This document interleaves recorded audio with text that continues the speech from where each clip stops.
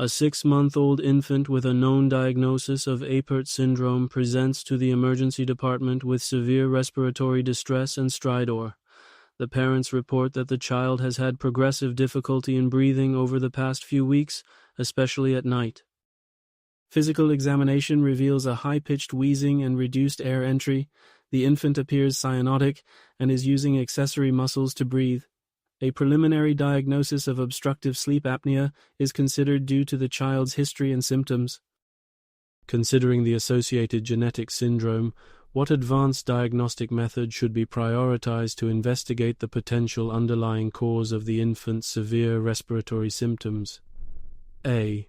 Chest X-ray. B. Neck ultrasonography. C. Airway endoscopy. D. Pulmonary function test. The correct answer is C. Airway endoscopy. Given the child's background of Apert syndrome and symptoms indicative of severe upper airway obstruction, a tracheal cartilaginous sleeve, TCS, could be a complicating factor. TCS is a condition where tracheal cartilages are fused, forming a rigid sleeve that doesn't allow the trachea to expand properly, thereby severely obstructing the airway. Apert syndrome and other CRAN.